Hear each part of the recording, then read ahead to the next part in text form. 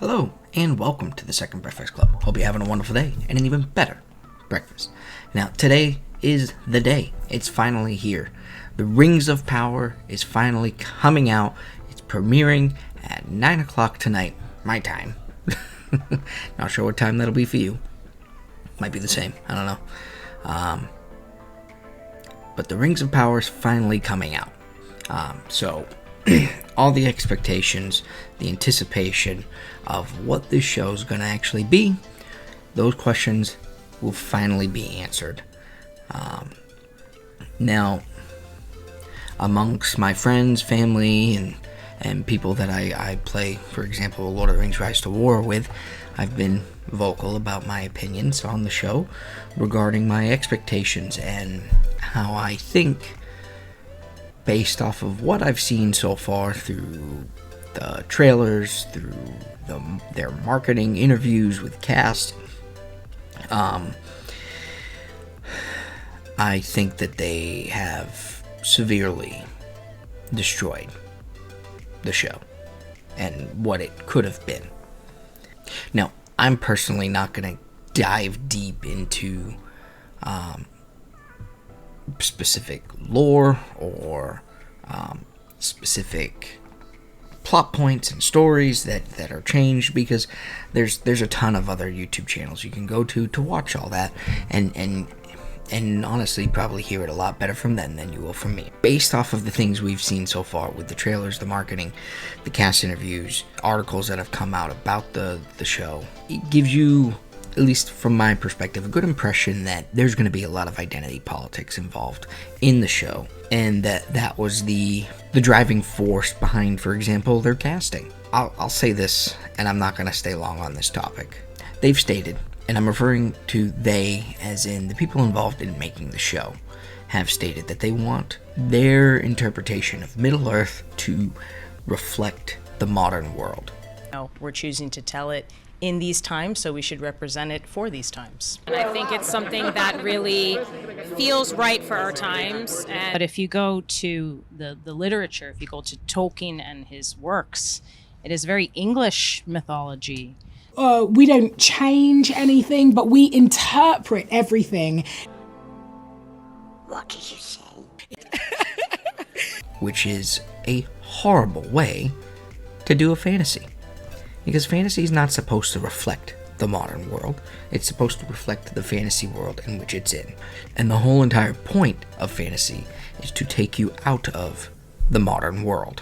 That seems to be something they don't understand. In regards to their particular casting of certain characters, both canonical characters as well as their non-canon characters, which I personally hate all of them. Why do you need non-canon characters within a story filled with so many characters already that you felt the need you had to create a bunch of your own? And you'll get arguments like, oh, well, they had Tariel, she wasn't in the Hobbit, and they created her. And my response to that is, yes, to my disapproval, I was not a fan of her character that much. However, it didn't ruin the movie for me. And The Hobbit in its own had other issues, certainly, but nothing to this extent. And those non-canon characters in the Peter Jackson films were very far and few between. I'll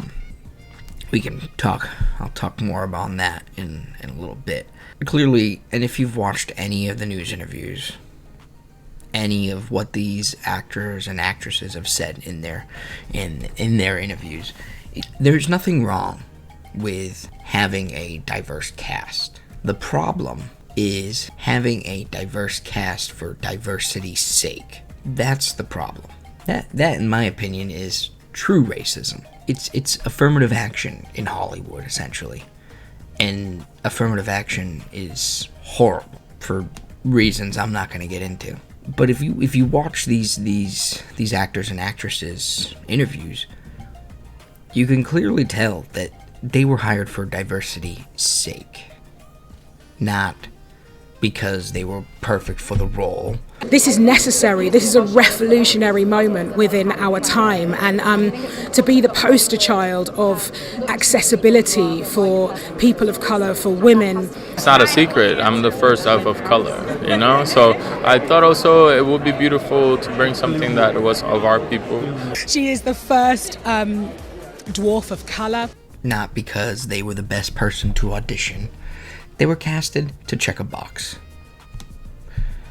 You might disagree with that, but based off their interviews and the things they say about making it, changing Middle Earth to reflect their modern ideals and add representation for people who have never been represented before, it's ridiculous.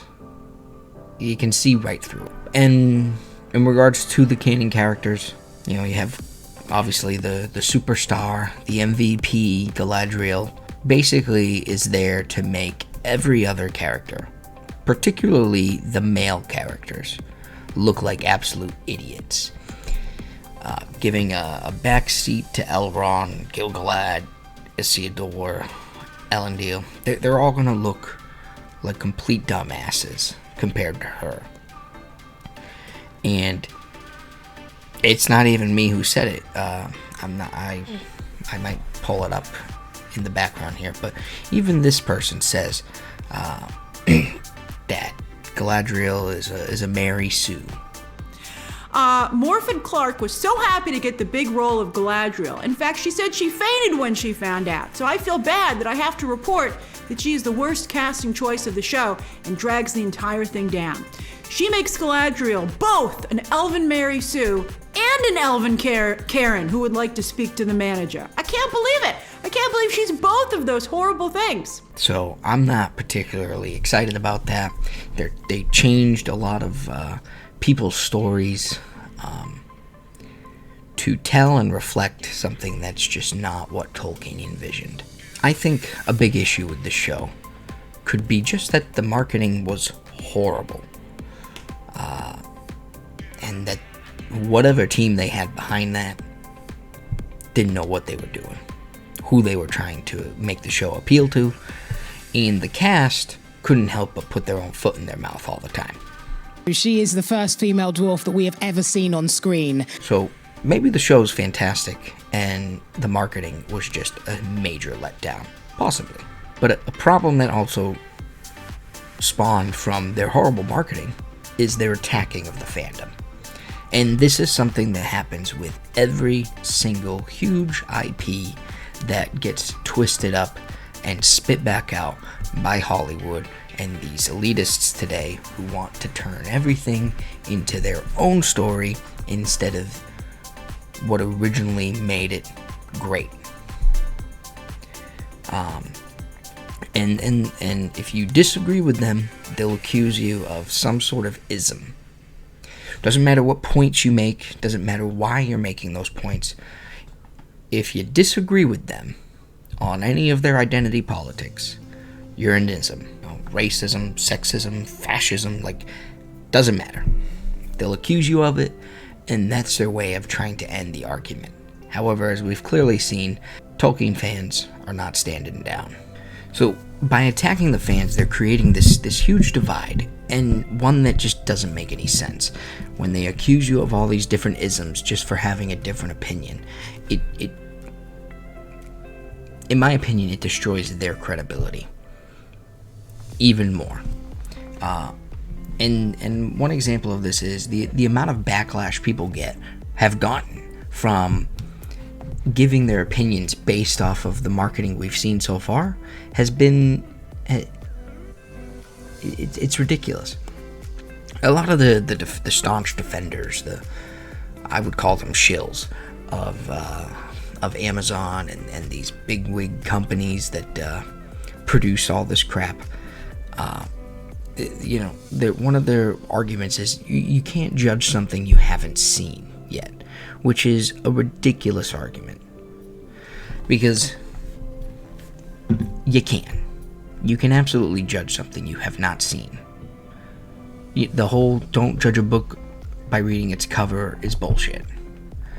all right, in this respect, that what is the entire point of marketing and trailers and releasing any promo footage or whatever about shows and movies if you're not allowed to judge it, if you're not supposed to critique it or give an opinion on it? This is Disparu, and on one of his videos a little while back, August 21st, I made a comment on his video, and it's toot my own horn here, it's the most liked comment on this video, and I've never had a comment get this much feedback before, but here it is. Here's what I say. To the people who say you can't judge something that's not out yet, the entire point of releasing trailers for things is so people can form opinions on the product prior to it coming out. The studio obviously is hoping for you to get excited and generate hype for the show, but the opposite can happen, like for this dumpster fire. If you don't want people to judge something prior to its release, then what's the point of marketing and trailers? I got 1,000 likes and 110 replies. Clearly a lot of people feel the same way I do. There's no point to trailers if you're not allowed to judge it. And what they want you to do is judge it and hype it up in a good way. And they'll praise you for praising them. But if you say you don't like the product, then, well, you can't judge it. It's not out yet. I heard one YouTuber, his video I watched just a little while ago. Forgive me, I can't remember his name. I'll flash it on the screen if I can find it in editing. He made a comment or a comparison to commercials. You know, if what's the point of commercials if, you know, you can't tell someone. You know what? I might just clip his part, but it was brilliant. If the purpose of trailers was not to give us a glimpse into the show by which we may judge it and decide whether or not to watch it, then why exactly do they exist? Imagine seeing a commercial for literally any product and then just thinking, I don't think I'm going to buy that product. It doesn't seem like it would improve my life at all. It doesn't seem like a good product. And then that one guy in the back of the room is just like, well, how do you know that you don't like the product if you haven't bought it yet? All you've seen is the commercial. Yeah, really good point. I'll just buy everything under the sun because of the brilliant marketing campaigns, and then I'll return whatever I don't like afterwards. That seems like a good way to make decisions.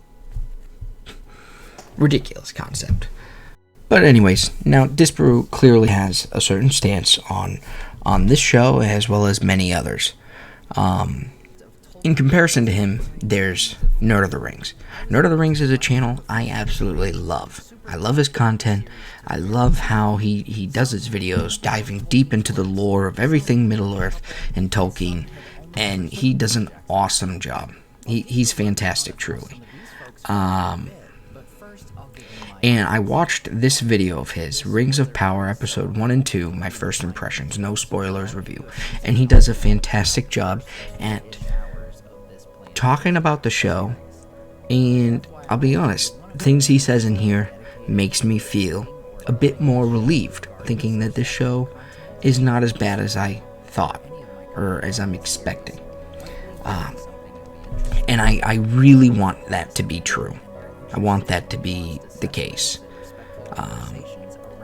But even with watching this video, I still have a lot of concerns about Nerd of the Rings.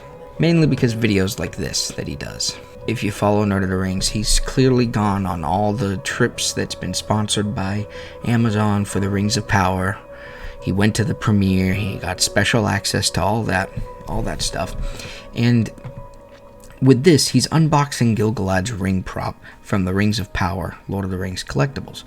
All right, this is the company that made the rings for the show sent him one of Gil-galad's rings for free. Just sent it to him, and he says here, while this was sent to me by a vendor, I was under no obligation to give this item a positive review, and any praise, criticism in my reviews is genuine opinion thoughts.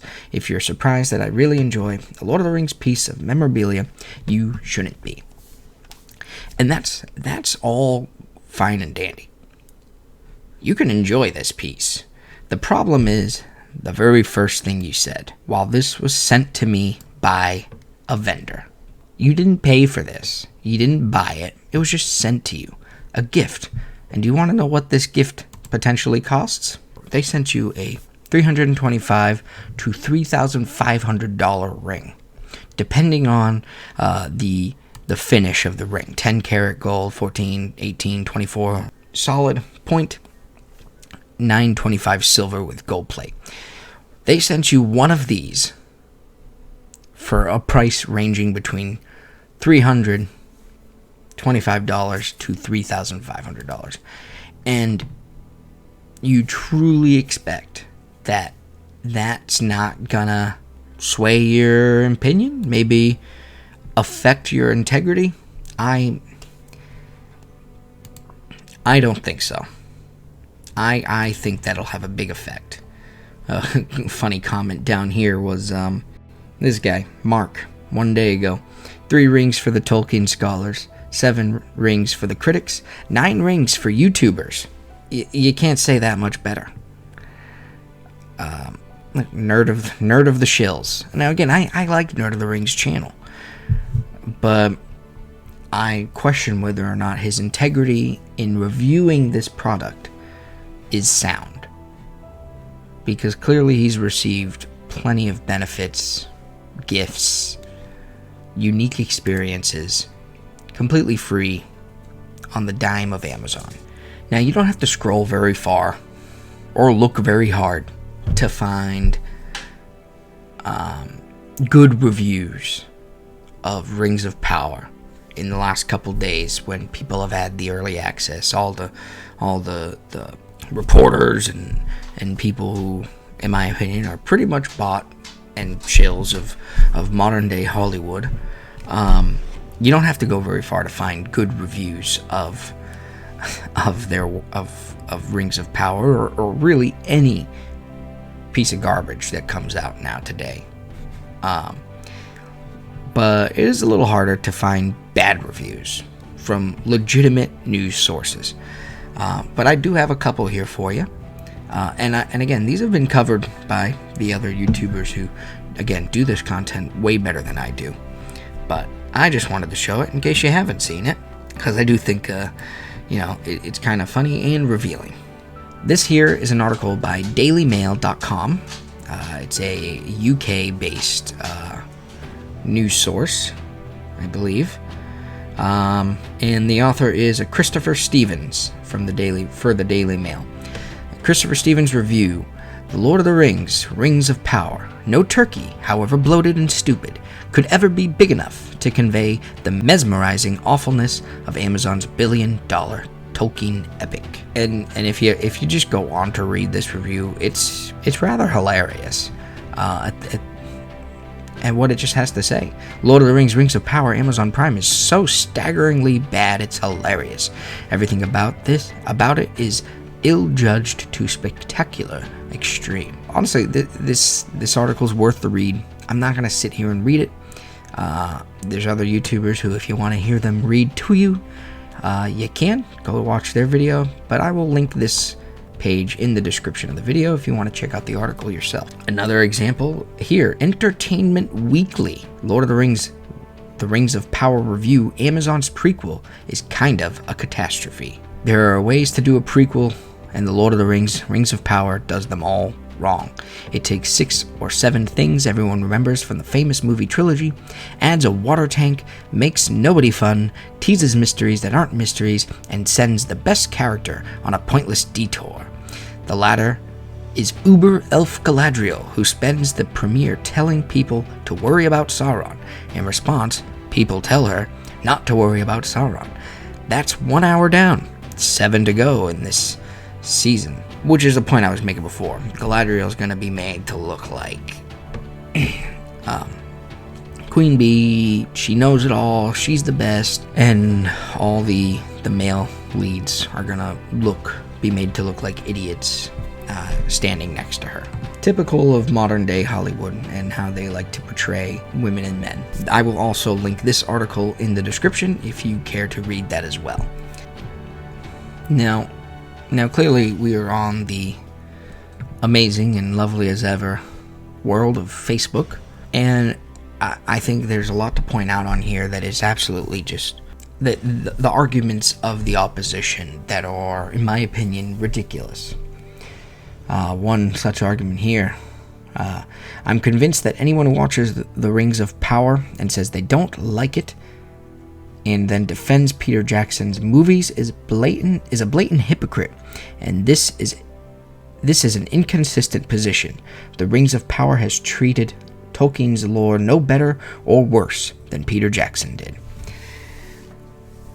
You're an idiot, much like everyone else who has this opinion.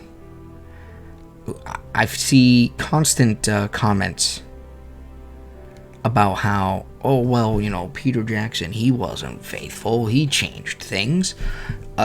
You are clearly missing the entire point. And if you have that opinion on Peter Jackson's movies, then I don't know what you're doing here watching Rings of Power anyways. Because if you can't tell the difference between what Peter Jackson did in his films was systematically change different parts of the story to actually make something that could be portrayed chronologically as well as efficiently on a movie screen within 3 hours and tell a story that can be told in 3 hours, to the debauchery that Lord of the Rings, Rings of Power appears to have made of the lore. One argument is, oh, well, Arwen's no different from Galadriel in Lord of the Rings as she is in Rings of Power. No, you're wrong. She is different. There's a purpose to what Peter Jackson did with Arwen by giving her a bigger role in the Lord of the Rings movies compared to in the books, as well as swapping her with characters such as Glorfindel. And the point of that was, in the 3-hour movie, you can't fit all of these characters that Tolkien gives. He gives so many characters, which again is part of the stupidity of why Rings of Power thinks it needs. I think actually there's a majority of non-canon characters in this show compared to actual canon characters. But it's insane to me to not understand how swapping Galadriel or swapping Glorfindel for Galadriel is the same as what Rings of Power is doing. It's not. It's not. Peter Jackson had to find a way to set up a satisfying relationship between Aragorn and Arwen that you can sort of get in the book, but that if he tried to tell that story the way it is in the book, it would not have paid off on screen. So yes, he changed things. Elves never showed up to Helm's Deep. He changed that. But that didn't change the outcome of the Battle of Helm's Deep. No. It just added an element. He added an element to that specific part that he thought was important to show the coming together of men and elves one last time in a battle for Middle Earth, Another example here. Stop judging Rings of Power before it comes out. Okay, hang with me here. Yes, I know Rings of Power isn't canon, but neither is Peter Jackson's films, and look how beautifully they came out. And yes, I know Rings of Power is going to be a modern show, but remember, it's 2022, and every movie that has come out this year has been a mess. But trust the process, and keep in mind, trailers show a tiny bit, and are meant to mislead you, so don't spoil the show. The fundamental problem with what you just said there, yes, I know Rings of Power is going to be a modern show, but remember it's 2022, and every movie that has come out this year has been a mess. But trust the process. That's the problem.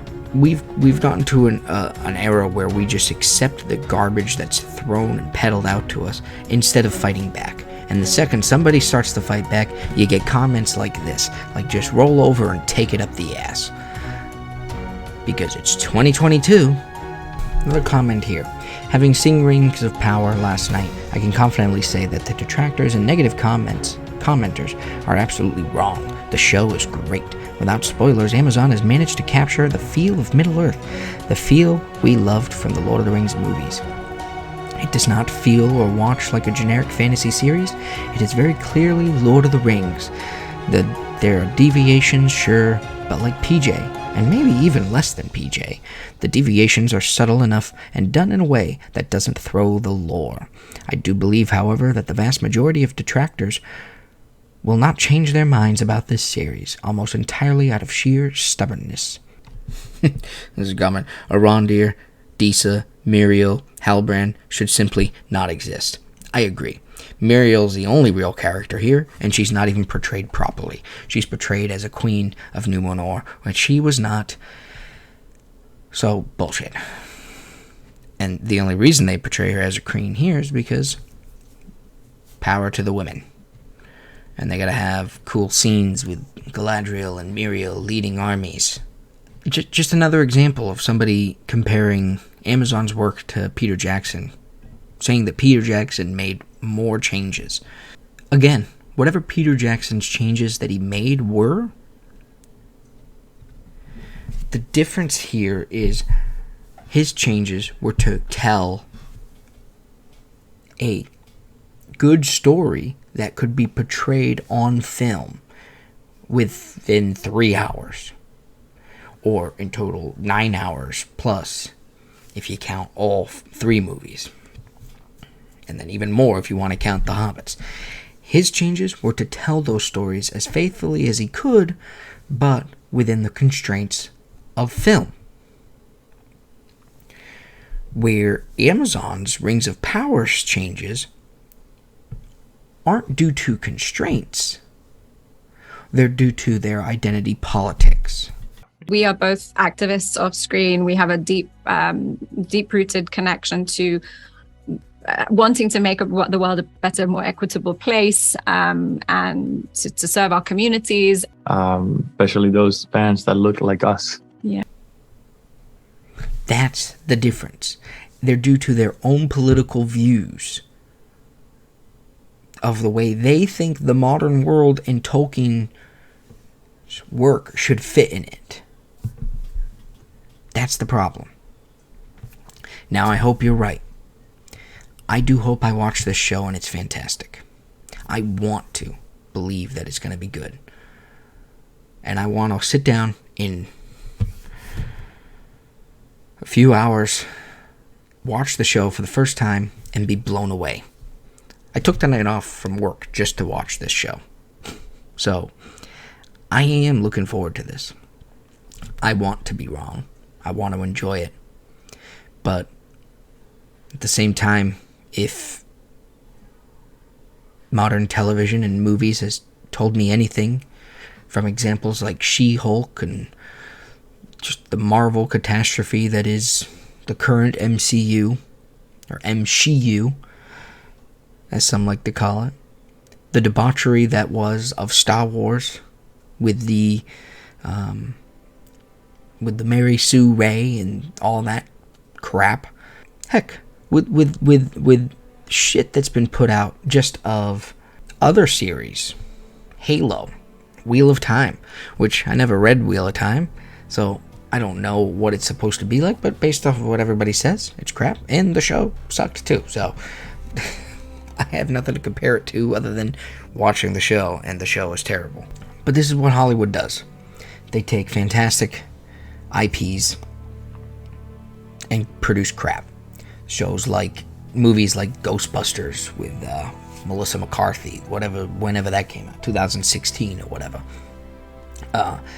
the stupid spin-off of the Ocean's movies with the all-female cast. You probably don't even know what that movie was because nobody fucking liked it. It was terrible. This type of stuff is ruining great stories. When you want to cast for diversity's sake rather than the merit of the actor or actress, whether or not they're good for the role as written by the original author, that's what ruins these great IPs. With that being said, I'm looking forward to Rings of Power. And will it be a disaster or will it be a masterpiece? Will I love it or hate it? I don't know yet, but I'm excited to find out very soon, tonight, with the 2-hour premiere of the first 2 episodes. So thank you for watching. I'll probably try to post a review of my initial thoughts after the show. But for now, have a good night and goodbye.